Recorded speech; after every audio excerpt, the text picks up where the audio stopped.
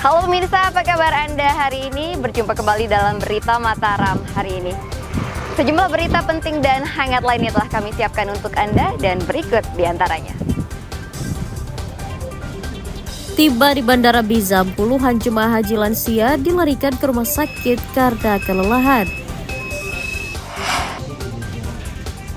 Santriwati yang diduga dianiaya rekannya di Mataram meninggal dunia. Polisi diminta usut penyebab kematiannya.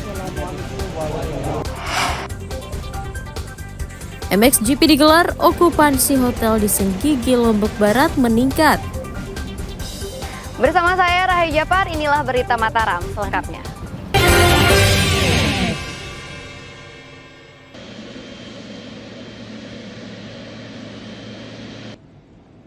Puluhan jemaah haji kelompok terbang 5 embarkasi Lombok dirujuk ke rumah sakit setibanya di Bandara Internasional Zainuddin Abdul Majid akhir pekan ini. Jemaah lansia kelelahan akibat teriknya cuaca di Tanah Suci ditambah perjalanan selama 11 jam menggunakan pesawat. Jemaah yang sakit juga diberikan alat bantu karena kesulitan bernafas.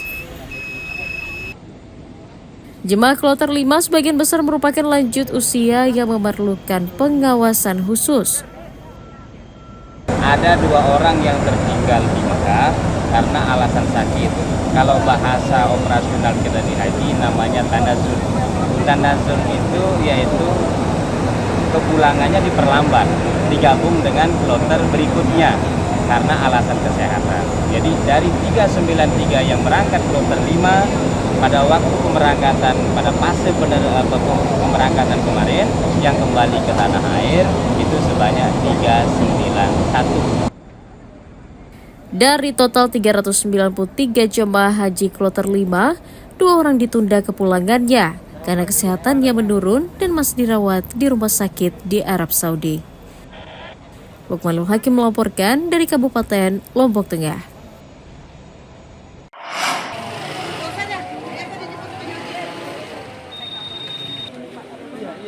Nurul Izati, santriwati berusia 14 tahun asal Ende, Nusa Tenggara Timur yang diduga menjadi korban penganiayaan rekannya di sebuah pondok pesantren di Mataram, meninggal dunia Sabtu pagi. Nurul meninggal setelah dirawat selama 2 pekan setelah dirujuk karena menderita luka di kepalanya. Karena curiga dengan kematian sang anak, orang tua meminta polisi mengotopsi jenazahnya.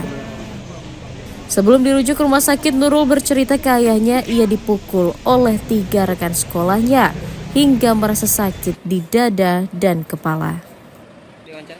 Namun kondisi Nurul terus memburuk dan belum sempat membuka identitas pelaku penganiayaan.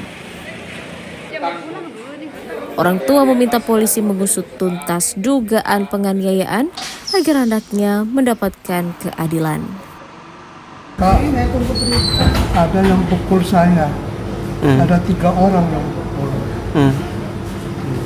Saya nanya namanya siapa. Tapi anak itu diam, tidak mau sampai ke namanya siapa tidak mau ngomong.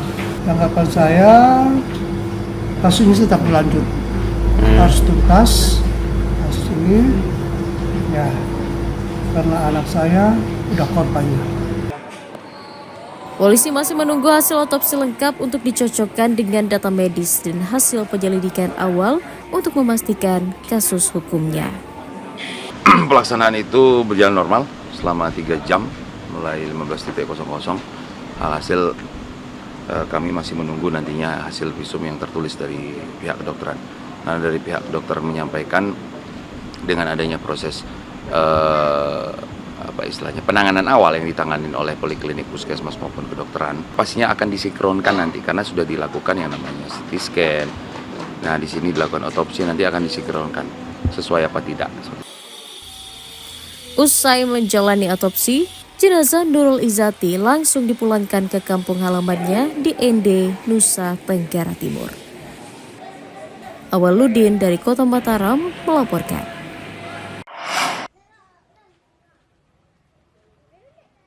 Bangunan musola di Dusun Pondok Gedang, Desa Aiberi, Kecamatan Batu Kliang Utara, Kabupaten Lombok Tengah, disegel warga yang mengklaim pemilik lahan. Musola seluas 200 meter persegi yang dibangun tahun 2004 disegel dengan ditanami pohon pisang dan pintu gerbangnya ditutup dengan papan. Pemilik tersinggung karena tidak dilibatkan saat warga sekitar membangun tempat ibadah tersebut. Sekitar 2 bulan. Udah 2 bulan yang lalu. Kira luas nih ke tanah, Pak? Ada 2 hari. Memang asli punya pelinggih atau orang tua atau gimana? Dengan toat nih ya. Ada lengkap dengan Lengkap sertifikat nih. Oh, Jadi waktu pihak lain niki ndek tos lawan musyawarah. Tiba-tiba pihak dek niki. Selanjut Waktu pihak niki buat tegur. Lalu lanjutan doang niki. Penutupan musola membuat aktivitas ibadah warga terganggu. Nah, kemudian dampak dari penutupan ini yang pertama kegiatan masyarakat yang sholat 5 waktu berjamaah sudah tidak bisa kita laksanakan lagi. Kemudian yang kedua kegiatan TPQ dan diniyah yang biasanya kita laksanakan di dalam musola juga sudah tidak bisa dilaksanakan lagi. Ini memang pemilik tanah ya? tutup. Yang menutup memang yang mengklaim bahwa yang memiliki tanah, dan memang kita percaya bahwa kita melihat bahwa sudah memang seperti yang dikatakan bahwa sudah masuk sertifikat, tapi karena memang dulu prosesnya tukar guling dan lain sebagainya, itu kami tidak terlalu banyak tahu tentang hal itu.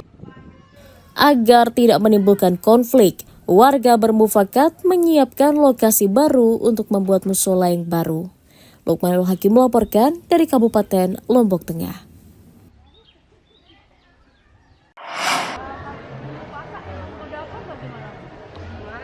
Pemerintah Kabupaten Lombok Tengah meminta warga tidak panik menyikapi langkanya minyak goreng subsidi sejak sebulan lalu. Kelangkaan diduga disebabkan tersendatnya pasokan dari distributor yang juga memicu kenaikan harga hingga Rp17.000 per liternya. Pemda menyarankan warga membeli minyak goreng merek lain yang harganya mirip dan kualitasnya tidak kalah dengan minyak subsidi. Pemda berjanji akan mengusut dugaan penimbunan atau permainan harga yang dilaporkan masyarakat. Sudah kami tanya beberapa pedagang, kemudian beberapa distributor.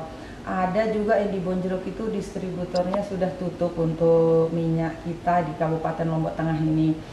Kalau dulu minyak kita 15.000, 14,5, 15.000. Tapi kalau saran saya kepada masyarakat, masih banyak merek-merek lain yang juga masih layak untuk dipergunakan oleh masyarakat kita yang di bawah harga 17.000. Nah, jadi masyarakat tidak usah khawatir, hanya mencari minyak kita saja gitu.